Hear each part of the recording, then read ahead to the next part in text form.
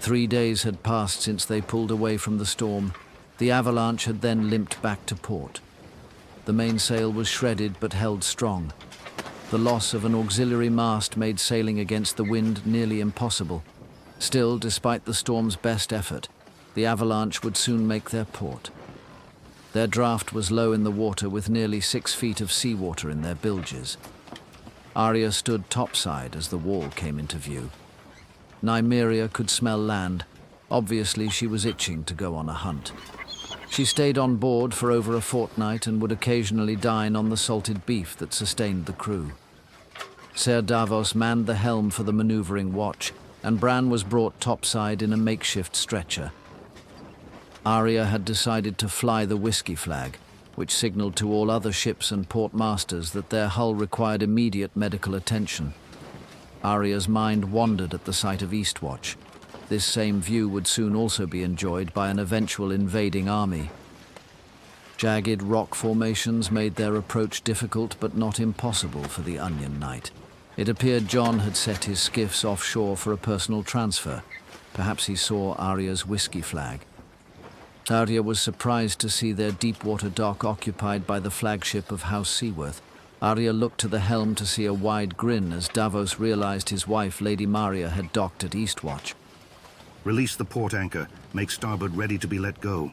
Sir Davos bellowed from the helm. The deckhands repeated his order aloud and in unison to show their understanding of his order.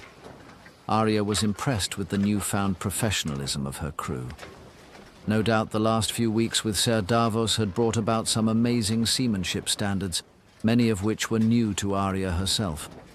The same cage and pulley system that lifted Nymeria out of the water now lowered Bran into the skiff. Arya and Mira would escort him directly to Maester Qyburn. Ser Davos would eventually come ashore to greet his wife, but first he'd see to the proper porting of the Avalanche. Arya could see thousands of watchmen fortifying the shore as well as the castle. Even the shores north of the wall had watchmen diligently fortifying their defenses. The surf was rough and soon all the skiff's occupants were soaked with the spray of the shivering sea. Bran already had issues regulating his body temperature. His fever had burned for weeks, and he was as weak as ever. The skiff bumped the pier as the watchman heaved all its occupants onto dry land. Jon briefly embraced Arya before scooping up Bran. He paced somewhere between a brisk walk and a run. Arya assumed they were headed for Qyburn's laboratory. Jon kicked the door open, and Qyburn refused to be startled as he was likely expecting Jon. Jon laid him on the long table and Arya cradled his head as he was softly set down.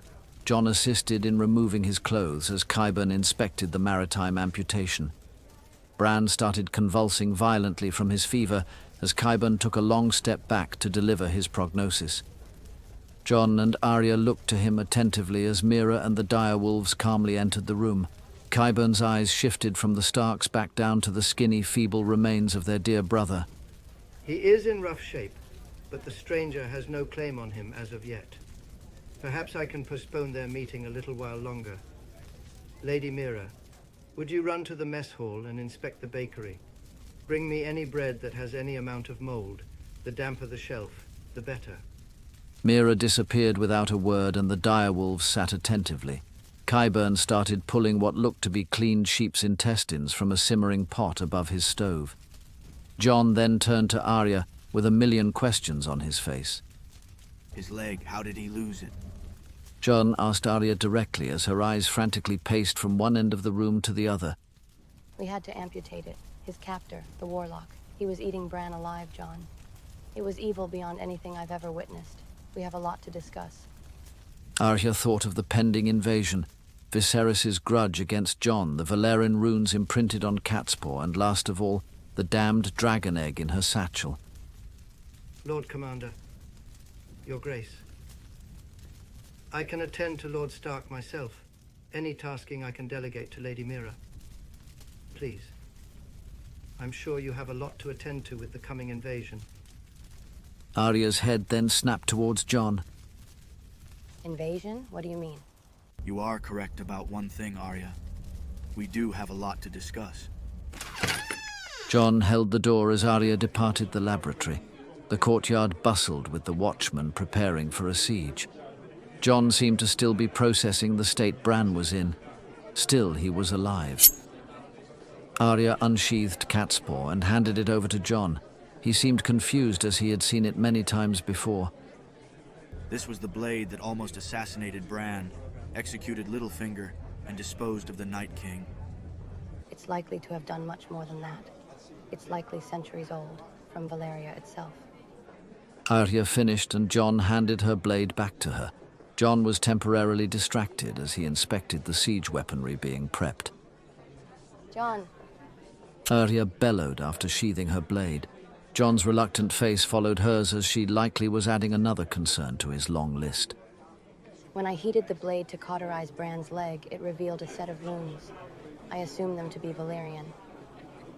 Arya continued. Jon had a look of confusion about him as he likely was unsure of what he could offer her. Fire may be in my blood, sister, but no Valyrian has ever spilled from my tongue. Indeed, but perhaps Lady Munda could assist. Valyrian is most similar to the Old Tongue and dialect. She's with the 1st Ranger, preparing to ride to the Giants' encampment. We are requesting their assistance in fortifying the shore defenses. Have I missed her? Not at all. They won't set out until morning. Jon informed her. The courtyard was as busy as ever. The Rangers were loading pots of arrows up the long staircase to the top of the wall. Builders were erecting wooden tetrahedrons to be placed in the surf just below the waterline. They would act as artificial reefs that would puncture the hulls of approaching ships. Finally, the stewards were forming soup lines and pitching tents for the thousands of additional watchmen that were mobilized all because of Bran's warning. Arya then glanced back at the entrance of Qyburn's laboratory. If they were to visit the 1st Ranger's shack just north of the wall, Meera would never forgive Arya for denying her the opportunity to socialize with Benjen. No sooner had Arya thought of Lady Meera, she emerged from the laboratory, likely in search of Arya. She hurried over to her as she seemed a little green. I hope you trust that maester. He's using sheep intestines as a feeding tube to give Bran mashed up moldy bread. Arya immediately looked to Jon for approval as they approached the Eastwatch tunnel. Qyburn is unmatched in the ability of healing. We'd be wise to trust him. With all the chaos of your arrival, I nearly forgot to tell you. Lady Munda and I are expecting our 1st child. Without a word, Arya jumped into her brother's arms.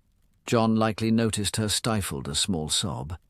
She commonly would repress any emotion in front of others, but her relationship with Jon had always been something different, something closer than family.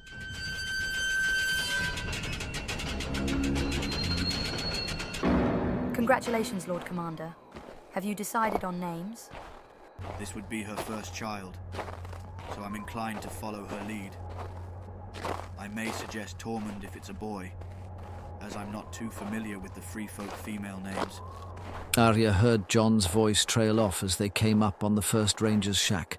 Arya knew Jon had once loved another wildling girl. She wondered how it would affect someone to lose love, not just once, but again with Daenerys' sacrifice.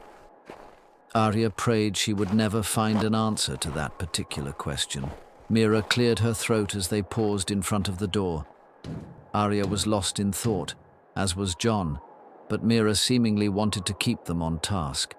Jon came back to his senses as he opened the door, then greeted his uncle with the customary informative introduction. Greetings all. No other watchmen are present, Uncle. We welcome the safe return of Lady Arya, Lady Meera, as well as Lord Bran, injured but alive. The Ranger's shack burst into applause as Arya smiled and Meera blushed slightly. Ser Jorah was the last to cease applauding. Munda wrapped Jon in an embrace and the couple shared glossy eyes. Benjen held Arya and whispered in her ear, "Your father would be so proud of you, Arya. The pack is once again fortunate to have you." Benjen then turned his attention to Lady Reed. He placed a small peck on her cheek which made her blush to the point of giddiness. I can think of nothing better than the combined forces of Stark and Reed working together on behalf of the North. I am happy to report, Lady Meera, that your father survived the fall of King's Landing and is reportedly escorting Lady Sansa to the Western Lands. Benjen finished to Mira's involuntary yelp. She covered her mouth, trying to mask her emotion. Arya had been so distracted with her own family's safety, she forgot that Howland Reed's fate was yet to be determined when they set sail for Braavos. We do have one more item on the agenda. 2 more, actually. Arya claimed after she interrupted her brother. All eyes shifted to her as she smiled at Lady Munda. Please allow me on behalf of the Crown to congratulate Lady Munda and Sir Jon on their pregnancy. May the newest pup one day lead the pack. Here, here. Shouted Ser Jorah as he filled goblets with wine in celebration. As I initially proposed, Arya has something to show Lady Munda. Munda's attention turned to Arya as she slowly unsheathed Catspaw and thrust into the hearth's hot embers. She slowly turned to inform the room of what she had observed deep inside the Braavosi silver mines. I truly knew very little about the origin of this dagger, aside from Bran's attempted assassination. It seems to be much older than any of us had anticipated. Arya finished as she wrapped her left hand to protect from the intense heat of the glowing steel. She pulled Catspaw from the embers and presented it visually to Lady Munda.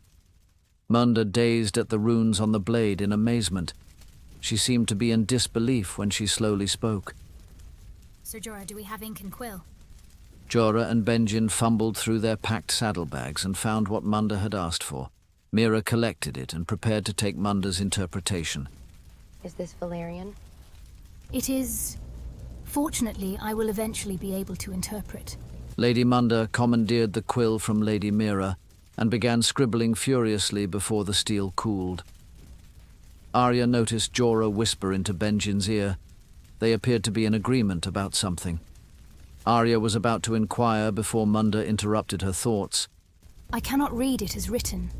Luckily, I had coordinated with Missandei years ago on a translation from Common to Old Tongue, as well as Valyrian, both high and low dialects. We had transcribed a copy for delivery to the Citadel, but they rejected our submission. Apparently, the Citadel still holds a particular prejudice for foreigners and wildlings. Where are the translations now?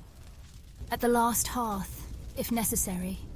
I can ride to retrieve it. No, we need the Giants rallied more than anything else at the moment. We'll send a raven. Sam and Gilly have been looking for a reason to ride to the last hearth. Nephew, if I may add one more topic to the conversation, I do hope you will not be angry with me for keeping this from you. Benjen finished as Ser Jorah unsheathed the Valyrian steel longsword known as Longclaw. Without words, Ser Jorah also thrust his steel into the embers of the hearth. Jon looked to Jorah in confusion and in anticipation of an explanation. I'm confused. Are you expecting Valyrian runes to be imprinted on the family sword of House Mormont? It's possible, Lord Commander, because a previous Lord Commander had entrusted it to me, to conceal it, to protect it, and eventually return it to the wall. Someday, when a young Targaryen was determined to defend the wall from the storms beyond. Ser Jorah finished as he turned the blade over inside the embers. Jon's eyes widened as he spoke. Forgive us, Lord Commander. Years beyond the wall, the First Ranger and I have discussed all that 2 men possibly can. It was recently that we pieced together this puzzle set by Jeor Mormont and Maester Aemon. Ser Jorah huffed as he withdrew the glowing blade from the embers. Lady Munda inspected it and found similar runes comparable to the Catspaw dagger. Ser Jorah, please explain plainly what you hold in your hand. Sir Jon, may I introduce you to the wrath of Visenya Targaryen, the vengeance of the rogue prince. This is the blade history has referred to as Dark Sister. The room was silent except for the popping and crackling of the hearth. Arya stared longingly at this piece of history when she swore she could hear the approving voice of a lord she had once discussed this very blade with. Visenya Targaryen was a great warrior. She had a Valyrian steel sword she called Dark Sister. She's a heroine of yours, I take it.